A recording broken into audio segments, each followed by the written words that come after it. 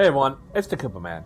You see it a lot, particularly from RedTube-aligned video essayists, that a lot of so-called media literates condemn authors, artists, musicians, and the like for portraying certain subjects that they find unappealing. Things such as violence, sexual abuse, discrimination, sexuality in general, or anything that would make their real-life pedophilic habits seem immoral. Lately, I have seen this get touted around on X, formerly known as Twitter, by people who claim to have left the site for Blue Sky, formerly known as NAMBLA. And no, I don't mean the National Association of Marlon Brando lookalikes. That is the Thermian Argument. In a nutshell, what the argument is a criticism of media using in-universe justifications to explain its own world and setting, rather than bending the knee to oversensitive snowflakes being real-life offended. Brain bugs? Frankly, I find the idea of a bug that thinks offensive. As far as I've seen, the main pusher of this argument in the interweb sphere is former nostalgia chick Klingon Dan Olsen, otherwise known as Foldable Ideas. A man who once uploaded child porn onto a Cham board to prove they had child porn on it, and who once covered up the sexual deviancy of a former co-worker for the sake of owning his political opponents, only to later throw said co-worker under the bus when it was convenient to him. Ad hominem? Well, sure, but he'd likely do the same to me and anyone else he disagreed with, and it paints the character of the so-called man who'd promote such an idea of attacking artists for what they portray in their works. Though that isn't to say that this is an issue just promoted by leftists. One need look no further than Jack Thompson in the video games cause real-life violence crusade, or the rock and roll and Dungeons and Dragons are satanic nonsense from the 80s, 90s, and 2000s that John De La Rose and Razorfist said never happened, to know that this argument is a major player in the toolbox of the overly offended authoritarian asshole. A recent example of this is the protests of the portrayal of witchcraft in Harry Potter. Despite the fact that the vast majority of magic portrayed in Harry Potter is either white or neutral at worst. The villains are portrayed as evil because they use demonic dark magics, and there is a very clear delineation between good and evil based on Christian morality. Heck, the wizards in Harry Potter celebrate Christmas for Pete's sake. But because certain fundamentalists didn't read past the title to any of these books, they called it offensive for merely the portrayal and organized book burnings. This is in spite of the fact that the magic itself is an allegory. These retards often overlook the moral framework established within the series. The use of magic isn't just a whimsical element, it serves as a metaphor for our choices and consequences. So the Sorting Hat was right. I should be in Slytherin. It's true, Harry. You possess many of the qualities that Voldemort himself prizes. Determination, resourcefulness, and if I may say so, a certain disregard for the rules.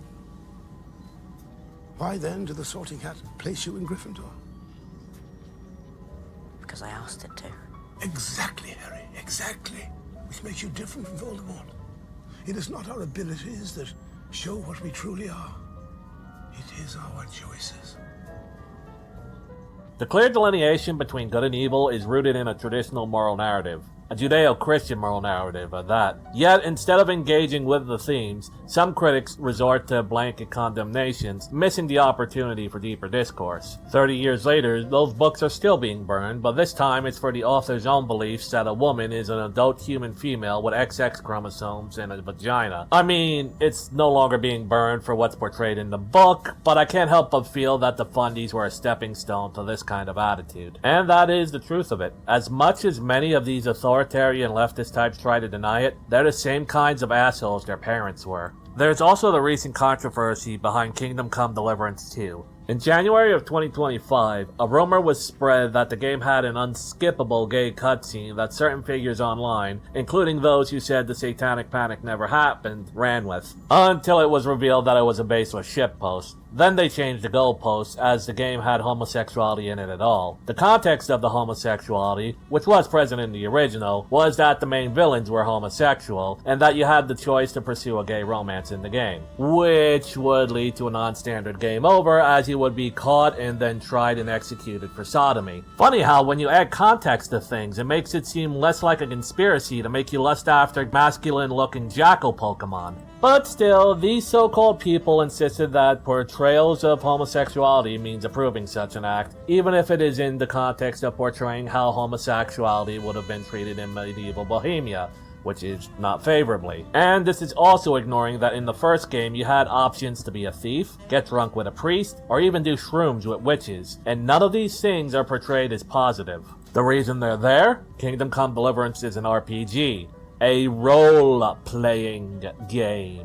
This is similar to the bear sex scene in Baldur's Gate 3, a scene I have openly mocked, but people like Razorfist went out of their way to defend using the same arguments that it's an optional branch in a fully immersive RPG game. How ironic. Or the fact that Mass Effect, which also was praised by these people, had gay romance options that have been there since the first game, at least for girl-on-girl romance, and it's not treated even remotely as harshly as it is in Kingdom Come Deliverance. One role for me, one role for thee, I guess. Am I saying that Mass Effect glorifies girl-on-girl lesbian romance and interbreeding between alien races? Yes, but more seriously, no. The fact that the romance options are in the game does not mean the game is making a statement one way or the other. Same with Kingdom Come Deliverance, and the same for Baldur's Gate 3. They are there to give players more options in how to tell their story. Presentation is not always endorsement. In fact, it rarely ever is. People criticize movies like The Godfather, Goodfellas, or Scarface as being glorification of the mafia lifestyle, when in actuality, all those stories are anything but.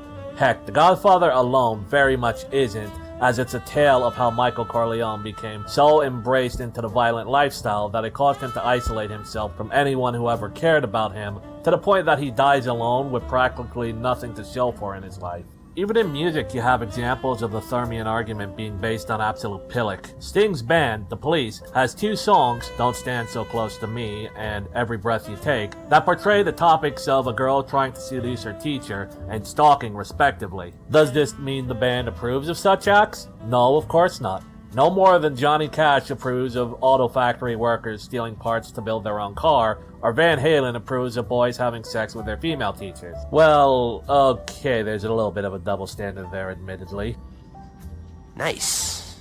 Nice. Nice. Nice. Nice. Comedians had to deal with this for a long time. One of the pet peeves of Jim Norton, or Patrice O'Neill, God rest his soul, was the double standard of portrayal of certain topics like how sex, rape, or murder are portrayed in movies and TV, but if you make jokes about them, someone gets offended, usually a Californian. Comedy is the one place where it should be absolutely clear that presentation is an endorsement, because it's fucking comedy, and comedy should also be the last place that should be worried about offensive portrayals.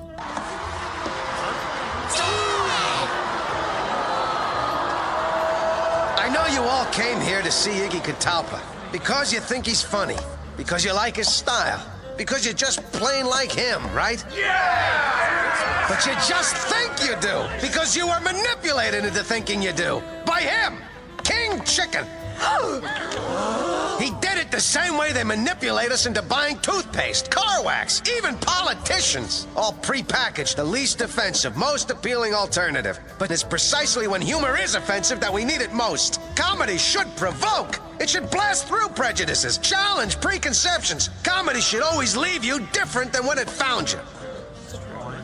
The rebel seems roused. Sure, humor can hurt, even alienate. But the risk is better than the alternative. A steady diet of innocuous, childproof, flavorless mush.